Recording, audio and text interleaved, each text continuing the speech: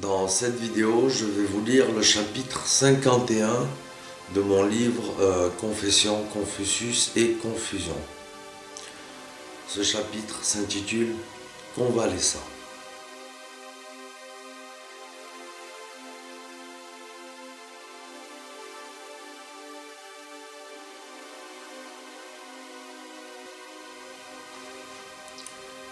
Je commence.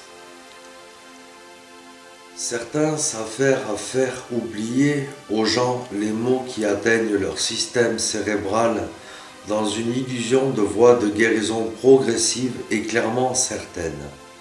Ces rares guérisseurs pleins d'empathie ne sont en fait que des personnes qui souffrent d'un mal bien plus important encore. Seulement voilà, ils occultent totalement leurs propres stigmates dans le seul but de ne pas accepter leur véritable condition qui est celle de n'être qu'humain et d'avoir aussi leurs faiblesses. Dans ce non-lâcher-prise s'incorpore alors en eux une nouvelle personne, plus forte, plus réfléchie, plus pertinente et perspicace, mais qui n'est pas réellement le profond reflet de leur âme. Une âme tellement torturée qu'elle se refuse tout retour à la réalité.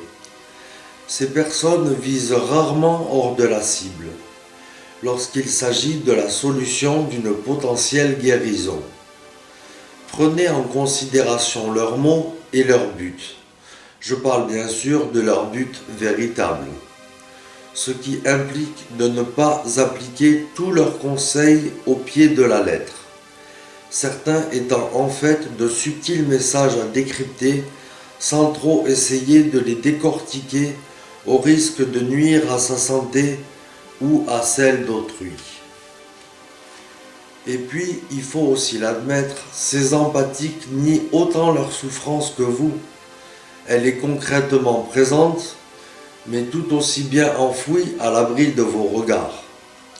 Simplement pour ne pas vous empêcher de remonter à la surface de ces eaux troubles qui vous ont entraîné dans leurs abysses afin que vous puissiez enfin naviguer paisiblement sur ce ruisseau de sérénité à bord de leur bateau où les mots font office de voile en papier, prenant le sens contraire du vent qui vous fait chavirer loin de votre paix intérieure pour que vous parveniez à un jour la retrouver. Leur esprit complexe sèmera autant d'énigmes qu'il en est nécessaire dans le seul but que vous vous sentiez enfin maître du vôtre. Personne ne le devient jamais véritablement, seulement il peut en acquérir l'illusion. Et cela suffit amplement quant à cette sensation de plein pouvoir de soi. On ne se rend pas compte que l'une des guérisons essentielles réside en la patience et en elle seule. On attend sans savoir pourquoi, sans même y percevoir là notre patience. C'est un signe de début du succès dans le cœur de l'aidant. Et le jour où cet aidant n'aura plus personne à guérir, de par la vérité, ou son affrontement via ses multiples illusions, il se permettra d'accepter le mal qui le possède, de revenir en lui et de retomber dans la maladie qui, paradoxalement, ne l'avait jamais quitté, mais qui l'avait enfoui si profond que même son personnage de guérisseur ne pouvait toucher ne serait-ce qu'avec les yeux. C'est pourtant ce qu'il a fait. Mais le guérisseur, ce n'est pas lui. Lui, c'est le souffrant.